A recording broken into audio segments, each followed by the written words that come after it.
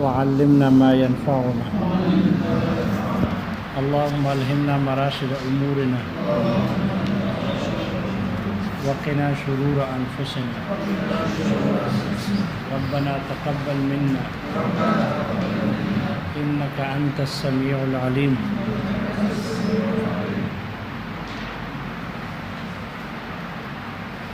سبق یاد ہے بھائی؟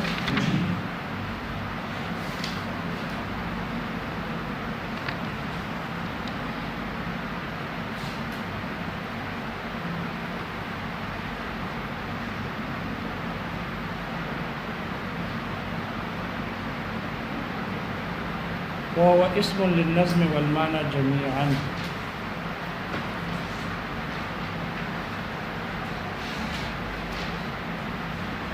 قرآن مجید نام ہے، لفظ اور معنی دونوں کا نام ہے. امام صاحب نے جو اس کو خاص طور پر نماز کے حق میں رکن غیر لازم بنایا تھا وہ ایک عذر کی بنیاد پر تھا، اور بعد میں اس عذر سے کیا کیا؟ رجوع کیا. تو صرف نماز کے حق تک وہ رکن غیر لازم تھا، نماز کے علاوہ وہ اس کے رکن لازم ہونے کے قائل تھے. جیسے معنی قرآن ہے، لفظ بھی قرآن ہے، اور نماز کے علاوہ میں لفظ بھی قرآن. صرف نماز کے حق تک وہ لفظ کے رکن لازم ہونے کے قائل نہیں تھے اس عذر کی بنیاد پر، تاکہ نمازی کی اللہ کے ساتھ یہ جو مناجات حالت نماز ہے، یہ حالت مناجات ہے، اللہ کے ساتھ راز و ناز کی حالت ہوتی ہے، اس لیے تاکہ اس میں خلل نہ آئے، یا عربی پر قادر نہ ہو، کیونکہ عربی زبان فصیح اور بلیغ ہے، معجز ہے، تو یا تو اس پر قادر نہیں ہوگا، اور یا یہ کہ فصاحت اور بلاغت میں اتنا کھو جائے گا کہ اللہ کے ساتھ اس کی حاضری خالص نہ ہوگی. یہی وجہ ہے کہ قرآن مجید تو لغت قریش میں نازل ہوا، اور قریش کی زبان فصیح اور بلیغ زبان تھی. تو ایک قبیلہ قریش تو نہیں تھا، باقی قبائل بھی تھے. ان کے لیے لغت قریش میں تلاوت کرنا بڑا مسئلہ بن گیا.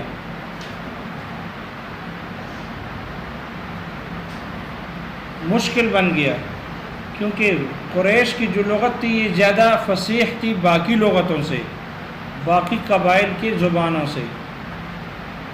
اس لیے پھر ان کو مشکلات تھی، تو پھر آپ علیہ الصلوۃ والسلام نے ان کو رخصت دے دی کہ تم اپنے قبیلوں کی زبانوں میں تلاوت کر سکتے ہو. آپ علیہ الصلوۃ والسلام نے فرمایا انزل القرآن علی 7 احرف، قرآن 7 لہجوں میں نازل ہو گیا. قرآن 7 لہجوں میں نازل ہو گیا. اس لیے ہر قبیلہ اپنی اپنی زبان میں اپنی اپنی لغت میں تلاوت کرنے لگا. وجہ یہ ہے کہ لغت قریش میں ان کے لیے تلاوت مشکل ہو گئی. لغت قریش زیادہ فصیح تھی باقی لہجوں سے، تو ان کے لیے مشکل آ گئی. اس لیے ان کو رخصت دے دی کہ اپنی اپنی زبانوں میں تلاوت کرنے کی. یہی وجہ ہے، حدیث میں آتا ہے ایک صحابی تلاوت کر رہے تھے، عمر فاروق رضی اللہ عنہ نے اس کی تلاوت سنی، تو وہ دوسرے لہجے میں تلاوت کر رہے تھے. عمر فاروق رضی اللہ عنہ کو غصہ آ گیا کہ پیغمبر ابھی زندہ ہے اور قرآن تبدیل ہو گیا. انہوں نے اس کے گلے میں چادر ڈال کر، جلالی تھے برداشت نہ کر سکے، گلے میں چادر ڈال کر اس کو گھسیٹ کر آپ علیہ الصلوۃ والسلام کے پاس لے گئے، اور ان سے شکایت کی کہ یہ قرآن مجید کو تبدیل کر کے غلط پڑھ رہا ہے. تو آپ علیہ الصلوۃ والسلام نے اس صحابی سے فرمایا کہ پڑھو، کیسے تلاوت کر رہے ہو؟ انہوں نے تلاوت شروع کی. آپ علیہ الصلوۃ والسلام نے فرمایا ہاکذا انزل، اسی طرح تو نازل ہوا ہے. پھر عمر فاروق رضی اللہ عنہ سے فرمایا کہ آپ تلاوت کرو اس کی. عمر فاروق نے تلاوت شروع کی، آپ نے فرمایا ہاکذا انزل. یہ قرآن اسی طرح نازل ہوا ہے، اس لیے لڑنے کی ضرورت نہیں۔ اس کے بعد آپ نے فرمایا انزل القرآن علی 7 احرف، قرآن مجید کو 7 لہجوں میں، قرأتوں میں نازل کیا گیا، اتارا گیا۔ یعنی ویسے تو اتارا گیا ہے ایک ہی لہجے میں، لیکن پھر ہر قبیلے کو اس کی زبان میں قرأت کی اجازت دی گئی، اور عرب کے قبائل کی زبانیں لہجے الگ الگ تھی تو رخصت مل گئی۔ اسی سے امام ابو حنیفہ اس عذر کی روایات کی بنیاد پر امام ابو حنیفہ رحمہ اللہ نے فرمایا کہ جب ان کو رخصت مل گئی اور قرآن فصیح اور بلیغ ہے، پھر لغت قریش سب سے افصح ہے، اس لیے فارسی میں قرأت کی اجازت دے دی تاکہ یہ اللہ کے ساتھ اس کی حاضری خالص رہے۔ لیکن علماء نے لکھا ہے کہ پھر امام ابو حنیفہ رحمہ اللہ نے اس قول سے کیا کیا؟ رجوع کر دیا۔ جب رجوع ہو گیا تو اب اس سے استدلال کرنا درست نہ رہا کہ قرآن صرف معنی کا نام ہے، اس سے استدلال کرنا ٹھیک نہیں۔ تو یہ بات سمجھ میں آ گئی؟ آگے اقسام ذکر کر رہے ہیں قرآن مجید کے نظم اور معنی، اس کے جو اقسام ہے، اقسام بمعنی تقسیمات ہے، یہ احکام شرع کی معرفت کی پہچان اس کی یہ لوٹ جاتی ہے 4 اقسام کی طرف، 4 تقسیمات کی طرف۔ قرآن مجید کے نظم اور معنی کو تقسیم کر دیا تاکہ قرآن مجید کے احکام کی پہچان ہو، تو وہ جو تقسیمات ہے وہ 4 کی طرف لوٹتی ہے، یعنی قرآن مجید کے نظم اور معنی کی کل 4 تقسیمات بنتی ہے جس سے ہمیں احکامات کی پہچان ہوتی ہے۔ لیکن یہ خیال کرنا، یہ جو قرآن مجید کی 4 تقسیمات ہیں، جیسے نور الانوار میں پڑھ چکے ہو شاشی میں، ماتن مصنف نے اقسام کا لفظ ذکر کیا، لیکن شارح کہتے ہیں اقسام نہیں بلکہ تقسیمات ہے۔ اقسام تو 4 نہیں ہے بلکہ 16 ہے، اور ایک کے متقابلات بھی ذکر ہے تو کل 20 ہو گئے۔ تو اقسام تو 16 بن رہے ہیں، ایک کے تقابل کے ساتھ 20 بن رہے ہیں، 4 نہیں ہے۔ اس لیے اقسام سے مراد تقسیم ہے، تقسیمات ہیں۔ اور یہ جو 4 تقسیمات ہیں یہ ان آیات کے نظم اور معنی سے متعلق ہیں جو 500 آیات ذکر کی جاتی ہے، جن کے ساتھ احکامات کا تعلق ہوتا ہے، جن سے احکامات ثابت ہوتے ہیں۔ یہ ان 500 آیات کی تقسیم کی گئی ہے 4 تقسیمات کی طرف۔ اور ان 500 آیات کے علاوہ جو آیات ہیں، جیسے قصص ہے، امثال ہے، وعظ اور نصیحت ہے، اس پر جتنی مشتمل آیاتیں ہیں ان کی تقسیم نہیں ہے، ان کی تقسیم نہیں ہے۔ صرف وہ 500 آیات جن سے احکام ظاہریہ ثابت ہوتے ہیں ان کی تقسیم کی ہے نظم اور معنی کے اعتبار سے، تو 4 تقسیمات بن جاتی ہے۔ وگرنہ ویسے تو پھر پورے قرآن کی ہوگی تو پھر تقسیمات 4 بھی نہیں رہے گی، بلکہ 4 سے بھی کیا ہو جائے گی؟ زیادہ ہوگی۔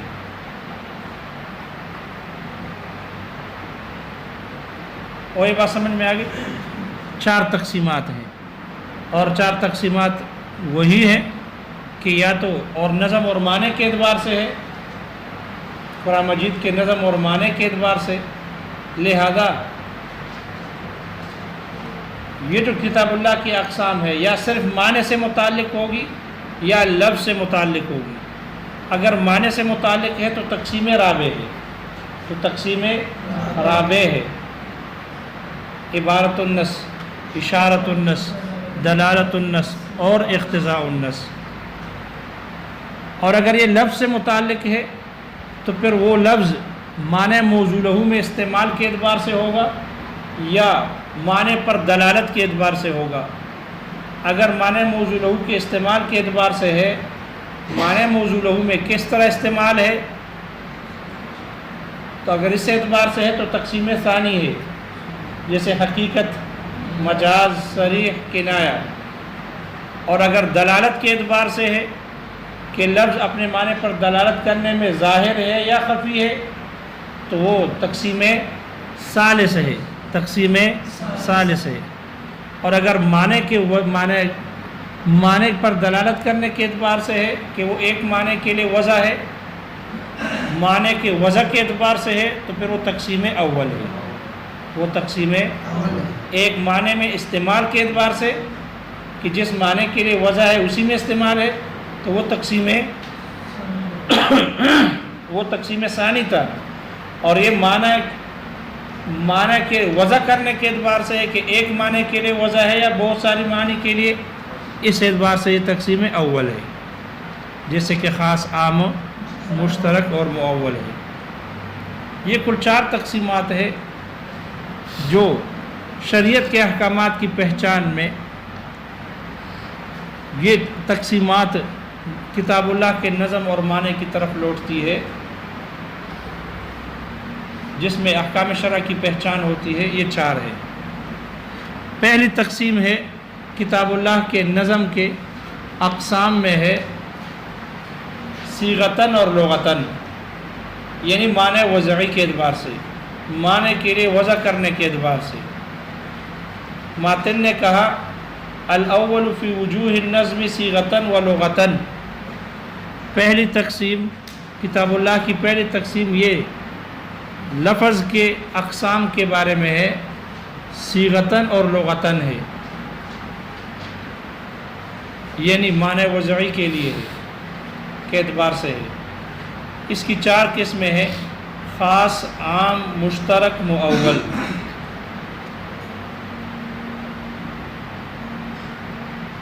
فی وجوہ النظم، وجوہ بمعنی اقسام ہے، اور نظم لفظ کو کہتے ہیں، کلام کو. اور صیغتاً و لغتاً، صیغہ کہتے ہیں لفظ کی شکل کو، صیغہ کہتے ہیں لفظ کی شکل اور ہیئت کو کہتے ہیں. جبکہ دوسرا قول یہ ذکر کیا شارح نے،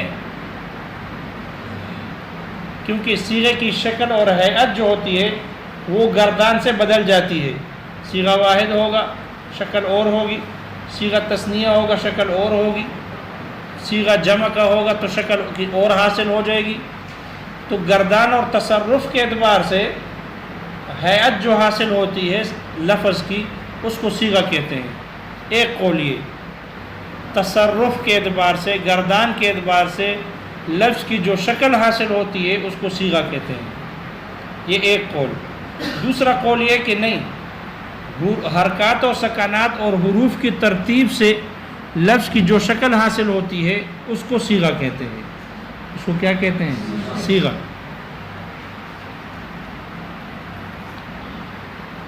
لغتاً، لغت کہتے ہیں مادے کو اور ہیئت کو.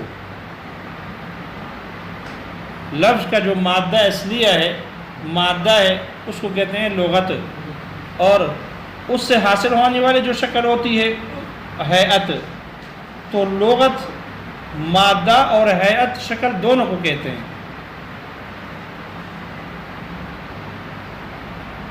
صیغتاً و لغتاً، یہ ترکیب میں تمیز واقع ہے. یہ ترکیب میں کیا ہے؟ تمیز ہے. یہ کنایہ ہے، صیغتاً و لغتاً کنایہ ہے معنی وضعی سے، معنی وضعی سے کنایہ ہے. کہ پہلی تقسیم کتاب اللہ کے نظم کے اقسام کے معنی وضعی کے اعتبار سے ہے. یہاں ماتن پر ایک اشکال ہے کہ ماتن نے صیغتاً و لغتاً کو ذکر کیا. دیکھو، صیغہ کا معنی بھی شکل و صورت ہے، ہیئت، اور لغت کا معنی مادہ اور ہیئت، شکل. تو جب صیغے میں شکل آ گیا تو پھر مادہ کو ذکر کر کے، کیونکہ مادے میں بھی تو ہیئت ہے، شکل ہے، تو ہیئت اور شکل میں کیا لازم آ رہا ہے؟ کیونکہ صیغہ کہتے ہیں شکل کو، اور یہی شکل والا اور ہیئت والا معنی خود مادے میں موجود ہے. مادے میں 2 چیزیں ہیں، عفواً لغت میں 2 چیزیں ہیں، مادہ بھی ہے اور ہیئت اور شکل بھی ہے. تو پھر صیغے میں تکرار آ گیا. صیغے میں کیا آ گیا؟ تکرار آ گیا.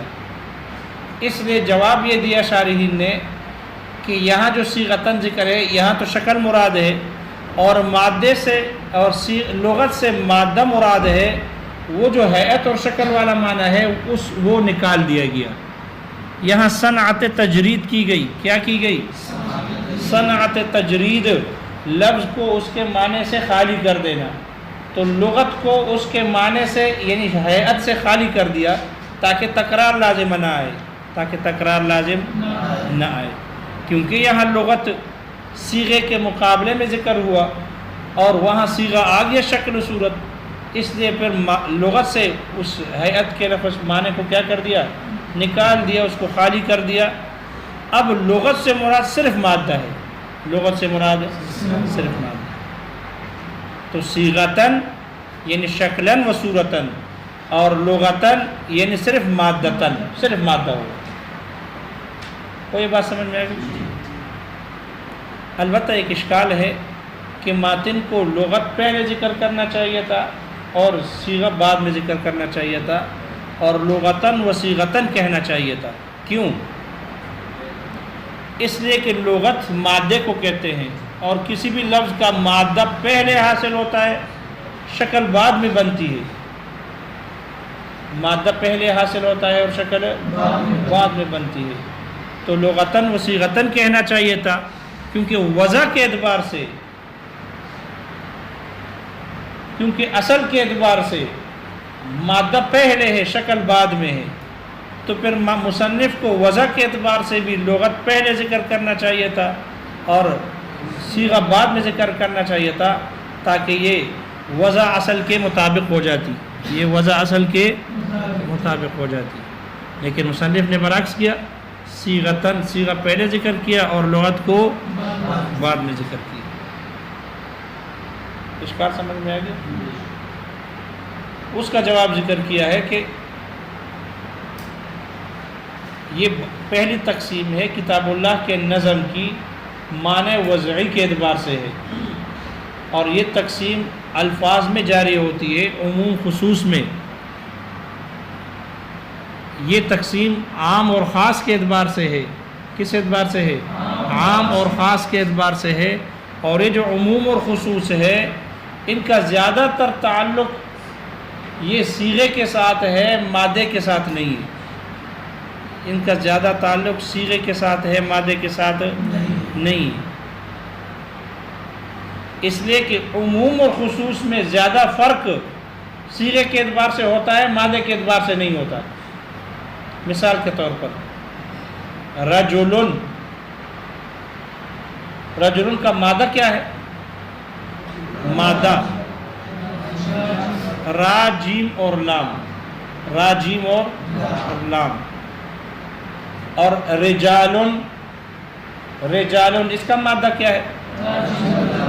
را جیم اور لام۔ تو دونوں کا مادہ تو ایک ہے، دونوں کا مادہ کیا ہے؟ ایک ہے۔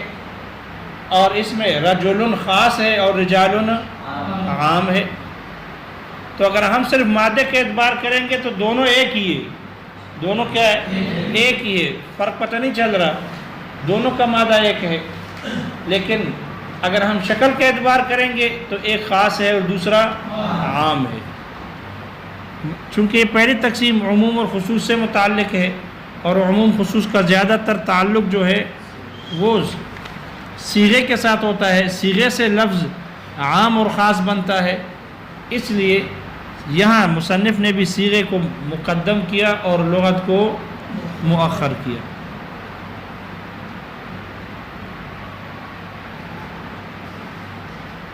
چار قسمیں: خاص، عام، مشترک، مؤول۔ خاص کی دو تعریفیں کی ہے مصنف نے، خاص کی دو تعریفیں کی ہے۔ فالخاص کل لفظ، الخاص وهو كل لفظ وضع لمعنى معلوم على الانفراد۔ خاص ہر وہ لفظ ہے جس کو ایک معلوم معنی کے لیے وضع کیا گیا ہے تنہا طور پر، علی الانفراد، تنہا، اکیلے، جس کو اکیلے ایک معنی معلوم کے لیے وضع کیا گیا۔ الخاص وهو كل لفظ، کل لفظ بمنزل جنس کے ہے، کل لفظ، خاص ہر وہ لفظ ہے لہذا یہ تمام الفاظ کو شامل ہے، چاہے محمل ہو یا موضوع ہو، لیکن جو ہی کہا وضع لمعنن، اس سے محملات نکل گئے، یہ فصل اول ہو گئی، یہ فصل اول ہو گئی، اس سے محملات نکل گئے، اس لیے کہ محملات کی وضع کسی معنی کے لیے نہیں ہوتی۔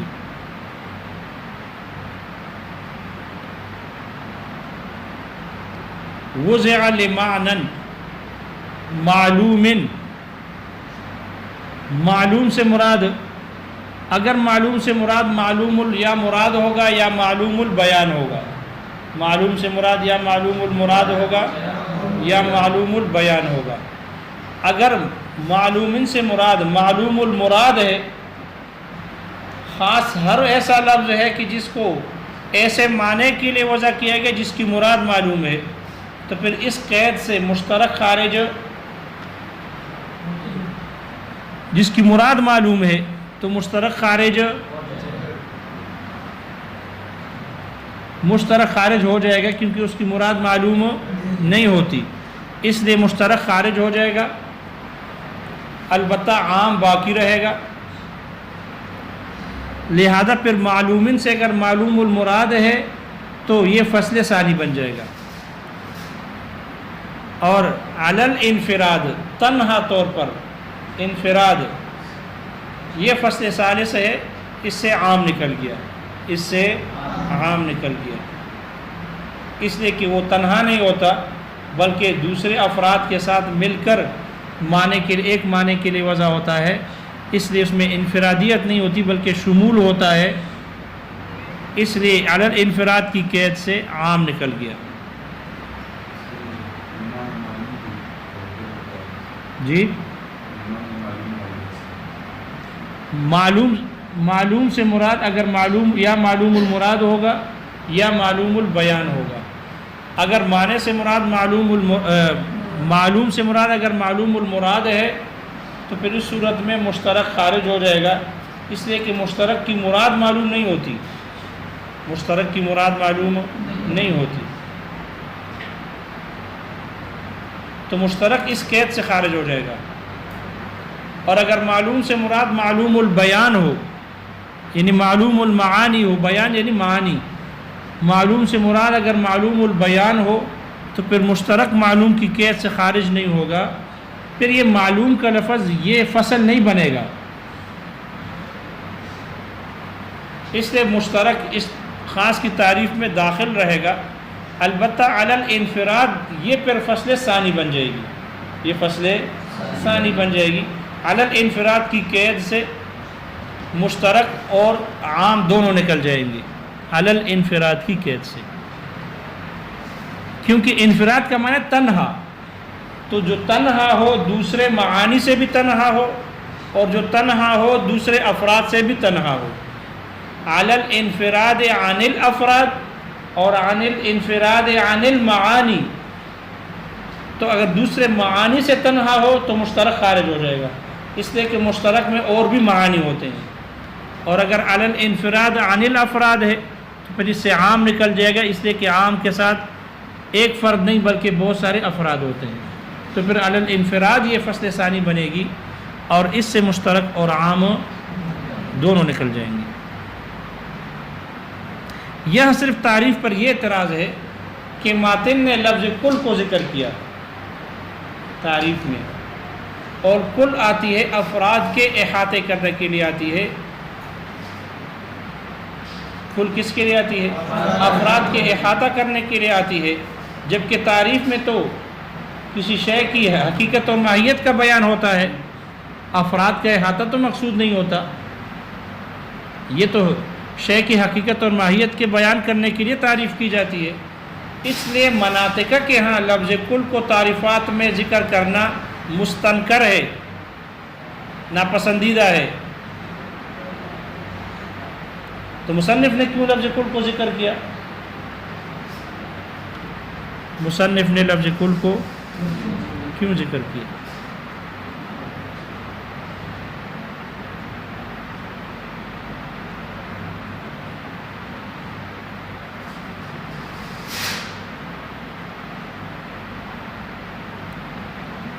تو یہ بات سمجھ میں آ گئی؟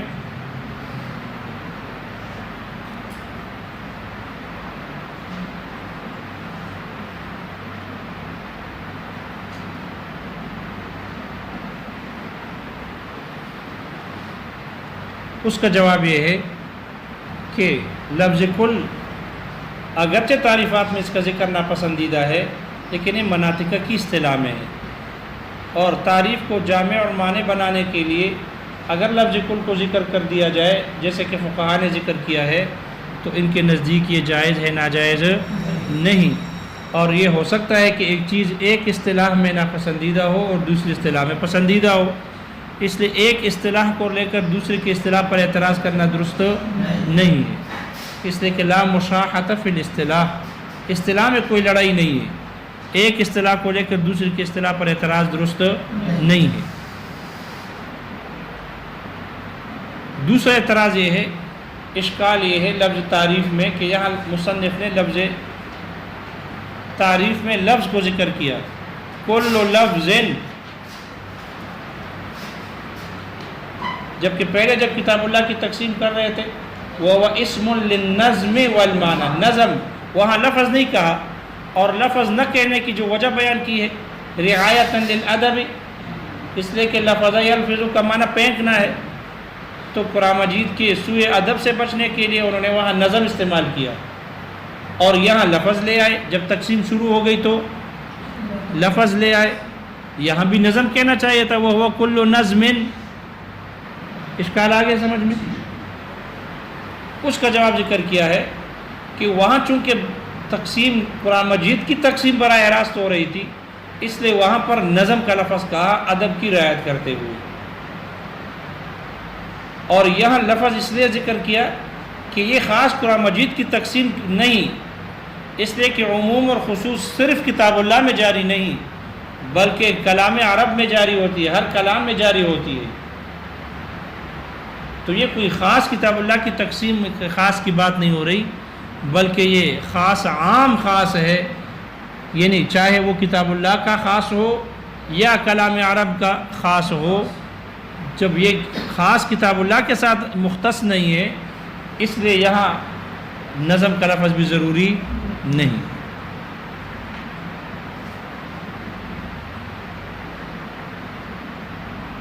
وضع لمعنی معلوم، معلوم معنی کے لیے اس کو وضع کیا گیا۔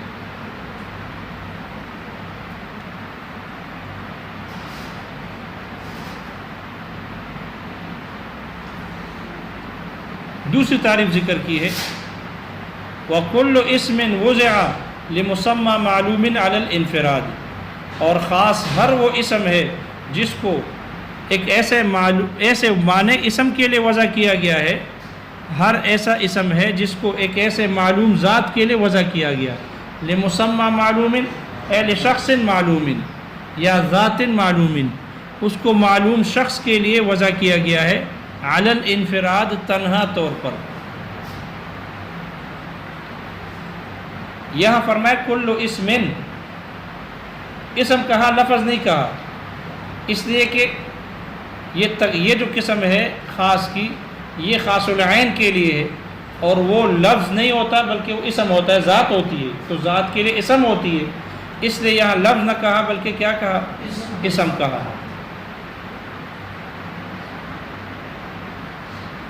لمسمى معلوم اے لشخص معلوم علی الانفراد، اور پہلی تعریف میں لفظ کہا اس لیے کہ لفظ میں عموم ہے جو تینوں قسموں کو شامل ہو سکتا ہے، اور یہاں چونکہ وہاں معنی کی بات چل رہی ہے، معنی فعل کا بھی ہوتا ہے، حرف کا بھی ہوتا ہے، اسم کا بھی ہوتا ہے، اور یہاں چونکہ صرف مسمى ہے تو مسمى کے لیے اسم ہوتا ہے، اس لیے لفظ نہ کہا بلکہ کیا کہا؟ اسم کا لفظ کو کہا، کل اسم۔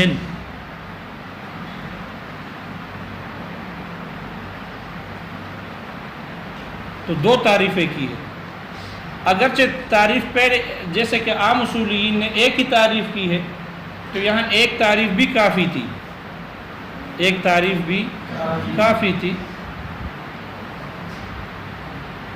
الگ الگ تعریف کرنے کی ضرورت نہیں تھی، کیونکہ پہلی تعریف تینوں کو شامل ہو سکتی ہے، خاص الجنس، خاص النوع اور خاص العین تینوں کو شامل ہو سکتی ہے، کیونکہ وضع لمعنی معلوم. چلو استاد جی آگے، باقی انشاءاللہ پھر